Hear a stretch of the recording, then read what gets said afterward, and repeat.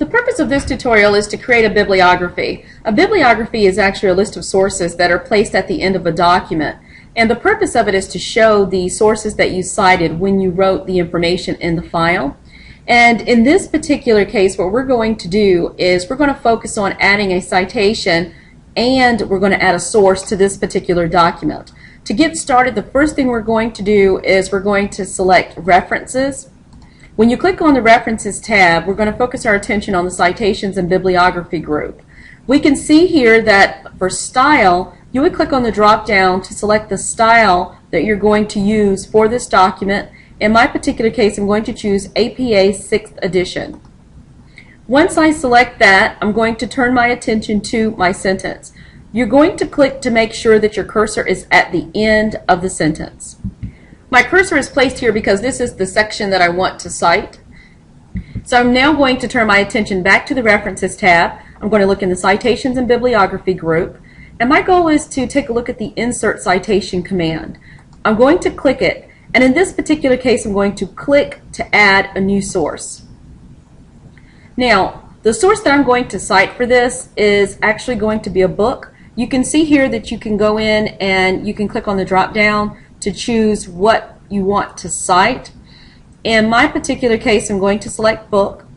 And what I've done in my instance is gone in and brought up some information from a particular source, which is WorldCat. So this is the book that I want to quote, so I'm going to highlight this information. And I'm going to go back to Microsoft Word so that I can populate it. So it's called a book. I'm going to put that information here. For the author, I go back and I verify my data, and I see that I have Napoleon Hill. And I'm just going to use this as an example to show that if it was one, how I would just type it in. So I'm going to type in Napoleon Hill.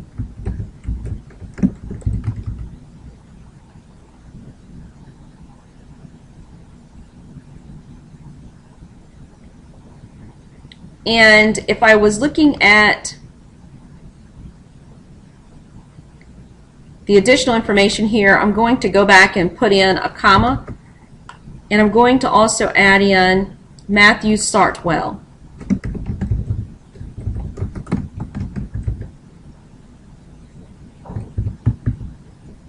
Furthermore, when I take a look at the year, I notice that it says 1994.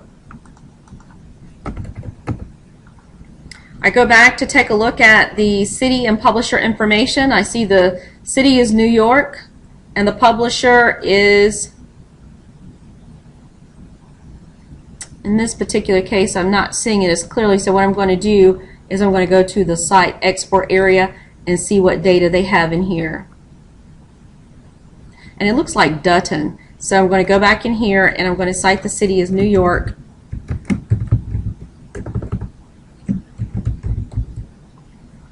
And in this case, I'm going to enter Dutton in this area. Let me type this out for Napoleon Hill. One thing I want you to pay attention to that I just made an error on, if you have two authors, you can see how they separated it so they can let you use this as a guide. So if I came in here, for instance, and said Hill, comma, Napoleon, and then I would go in and add in a semicolon because they're telling you the format you should use. And the second one would be Sartwell, and it would be comma Matthew, according to the way they gave you the outline information right here. And what this is doing right now is it's actually citing the source, and it's going to add this source information to the database. So I'm going to click on OK. And you can see that it went in and it cited that information. One thing that I want to point out is if you decided that you wanted to manage your sources, you can take a look at the References tab. You can look at Citations and Bibliography. Here you have the ability to come in and click on Manage Sources command. And when you do that, you have the opportunity to see your master list for the different sources. And of course, if you had multiple ones in here, then you could actually sort that information based on these particular options that you have available. Moving down a little bit further, if there's a particular source that you want to delete, if you're able to go in and see that source, you select it, you can click on delete. You also can go in and edit that source. It's pretty neat because you can go in and make the modifications you need. And if you really desired, you could also come in here and select new and be able to add additional publications that you really want it to cite, other sources that you really want it to use. One thing that I do want to point out is just the fact that if you are in the process of looking at references, the references that you're looking at, for instance, I'm going to click on the Reference tab and I'm going to select on Manage Sources. What you're seeing over here on the master list will be available for new documents. The information that is in this current list is actually what's showing up in this particular document. So for example, if I click Close and if I decide that I want to create a new document, when I go in and select the References tab, I look inside of the Citations and Bibliography group. One of the things that I notice is that under Manage Sources, I don't see anything under Current List. That's because there are no sources cited from this document. However, I can still use the sources that I created inside of my master list, and that gives me the opportunity to be able to go in and insert the citations into a document. In this case, I decide that I want to use a quote from a separate author, and so I'm back into the document and I'm going to click here as the insertion point, and I'm going to make sure I'm in the References tab, and I'm going to look inside of the Citations and Bibliography group. To insert the citation, I'm going to click on Insert Citation, and I'm going to click on Daniel Pink. So when I select that, it automatically adds that citation in that section.